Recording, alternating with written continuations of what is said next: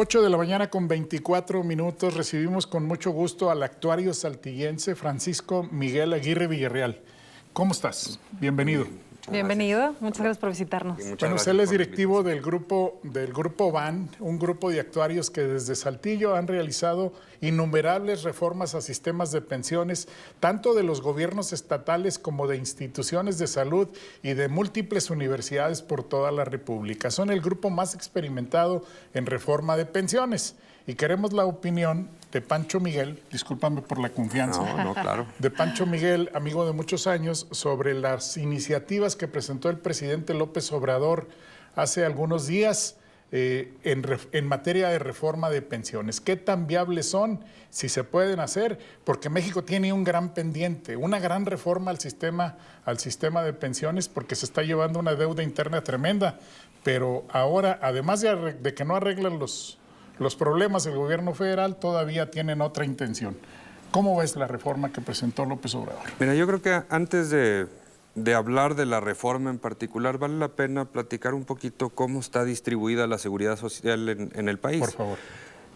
Hay tres grandes grupos en la seguridad social. Tenemos un grupo muy grande, que es el 55% de la población económicamente activa, que no tiene acceso a sistemas de pensiones contributivos. Siempre se nos va a la mente a que todo el mundo está en el IMSS. Y no es cierto. La mitad del país no aporta a ningún sistema de pensiones. Y no tiene ningún respaldo para su vejez. Lo único que tienen es la pensión universal.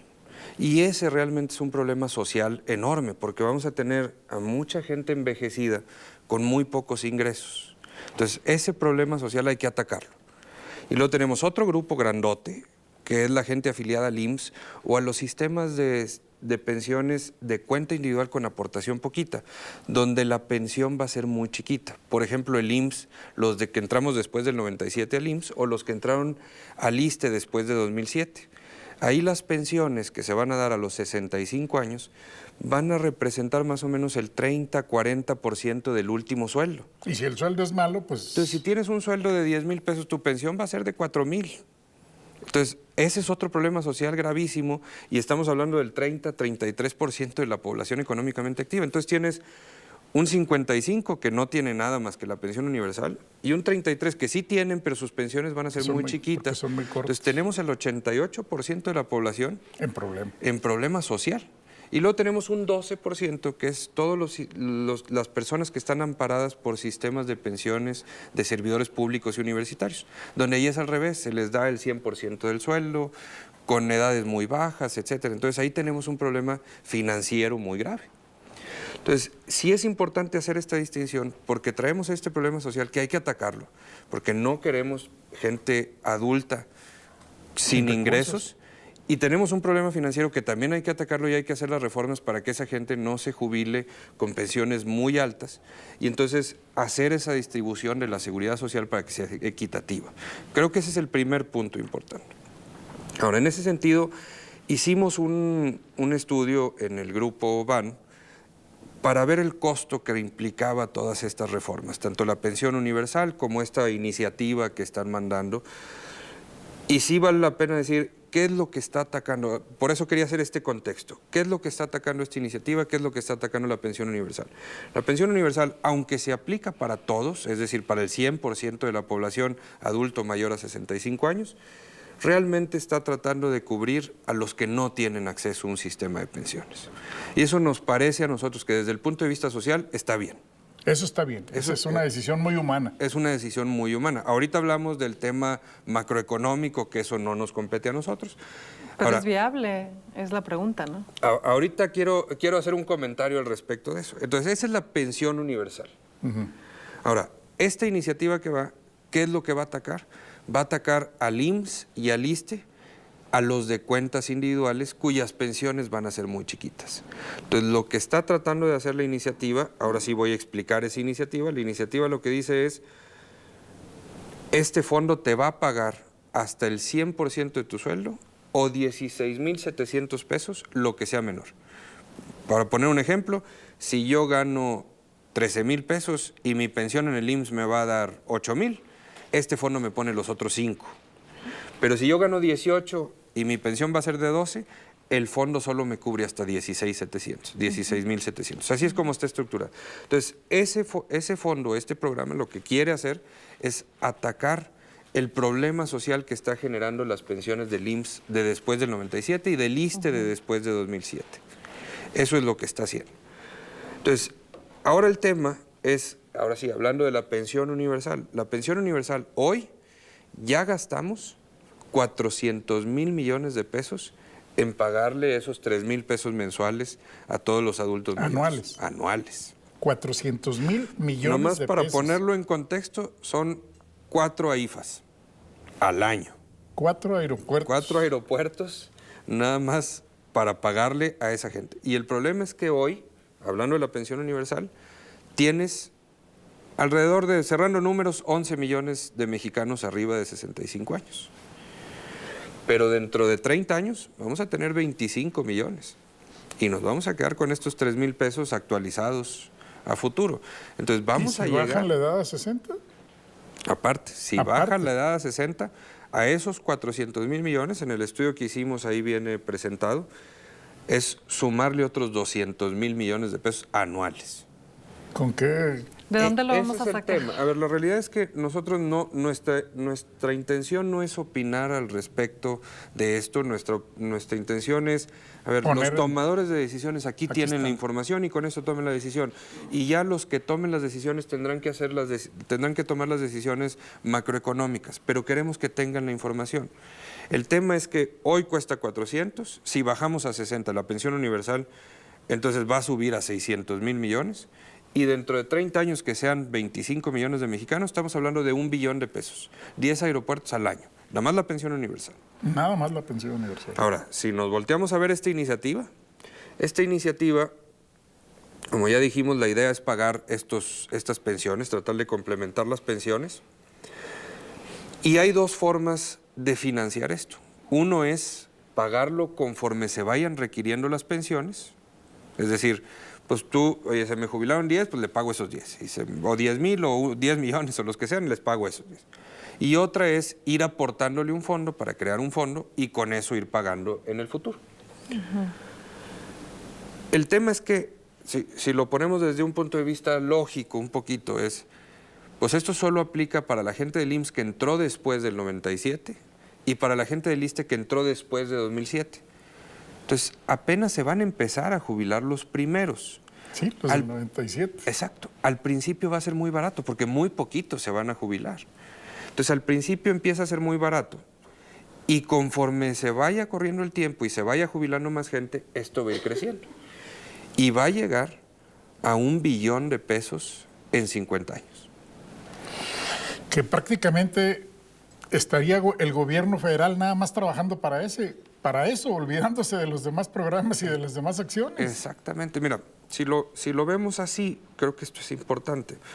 A ver, si tú sumas todos los sistemas de pensiones del país, todos completitos, ya gastamos hoy en el país 2 billones de pesos en pagar sistemas de pensiones. Mucho más grave que la deuda externa. Mucho más grave que la deuda externa. Si tú te traes, digamos, esa deuda, o sea, las pensiones a final de cuentas son una deuda, ¿no? Las vas a pagar dentro de 20 años, dentro de 10, dentro de 50. Si tú te traes ese valor a hoy vale 3 veces la deuda externa. La deuda que tenemos como país en pensiones es 3 veces la deuda externa. Entonces, el problema es que ya gastamos hoy 2 billones, es decir, ya gastamos, para poner en contexto, el 21% del presupuesto de egresos del país se va a pagar pensiones. Oye, Héctor, ¿y ustedes ya se acercaron con esta información a los legisladores, a los tomadores de decisiones? ¿Y qué les dicen? La verdad es que todavía no. Con esta información en particular todavía no. Este estudio lo acaban ustedes de publicar. Lo acabamos de apenas. publicar. Ayer se publicó en las páginas de periódico Zócalo Saltillo y les vamos a estar dando información mucho más amplia de este estudio. Trae unas estadísticas bastante interesantes a las que hay que ponerle muchísima atención. Exactamente. Pero sí, aquí está el documento para que los tomadores de decisiones volteen a verlo y hagan conciencia de lo que va a pasar. Exacto. Y que puedan ver si realmente el país va a tener la suficiencia económica para poder pagar esto. Porque no es nada más este programa, hay que pagar el IMSS, hay que pagar el ISSSTE, hay que pagar los sistemas de pensiones de Pemex, de CFE, de los estados, de las universidades, etcétera. Entonces, no nada más es o sea, a los 2 billones que ya pagamos hoy, vamos a ir sumándole poquito a poquito el gasto de este programa. O sea, en esta situación, ¿cuánto tiempo le das para colapsar? No, la verdad es que, mira, no es...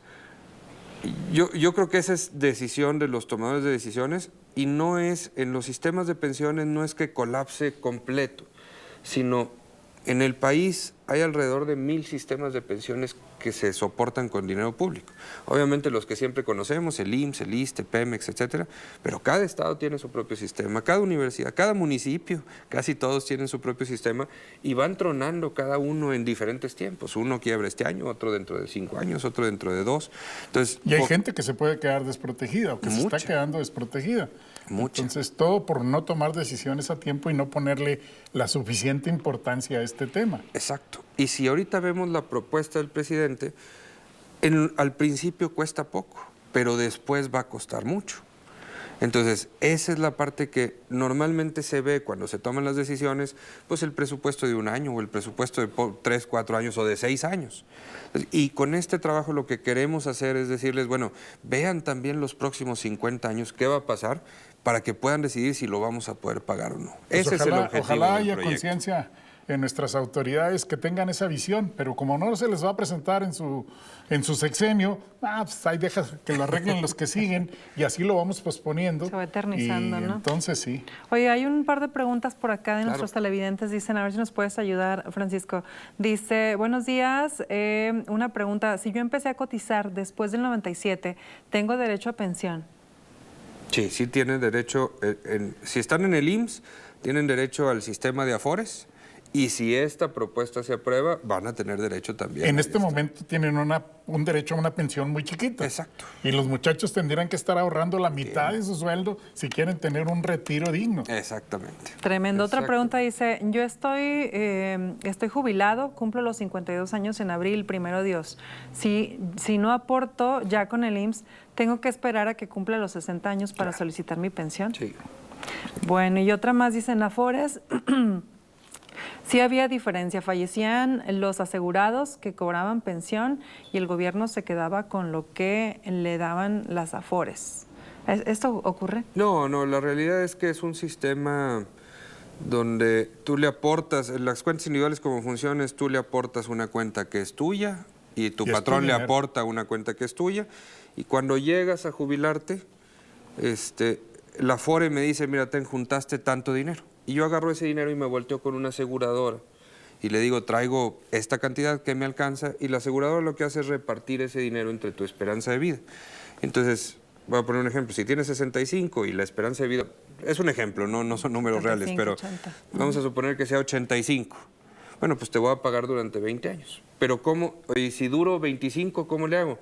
Pues te voy a pagar con el dinero que duró 15, con el dinero de las personas que duraron 15. Es decir, ya se junta ese dinero en una aseguradora y la aseguradora es quien asume esos riesgos de que vivas más o vivas menos. Eso es lo que sucede. Pero es una opción que muy poca gente utiliza. No, realmente así es como está la ley. Así es como está la ley, sí. Bueno, pues ahí hay mucho tema y hay mucho en qué ponerse a trabajar. Y ahorita que estamos previo a un cambio de autoridades federales, pues este es un gran problema. Exacto. Y que no lo tocan los candidatos nunca. No. Exacto. No lo tocan nunca. Exactamente. Pues ahí hay mucho tema. Pero una gran aportación de un despacho saltillense, orgullosamente saltillense, fundado por tu señor padre y muy bien dirigido por ti en este momento. Muchas gracias. Felicidades, Pancho. Claro, felicidades. sí. Muchísimas gracias. Gracias por estar aquí. Esta Gracias es tu casa. por la invitación. No, y date una vuelta más seguido. Cuando yo sé que siempre quieran. traen mucho trabajo, pero es muy ilustrativo para nuestra audiencia. Muchas gracias. Muchísimas gracias. Gracias. Vamos a un corte y regresamos. Tenemos mucha más información la mañana de este lunes.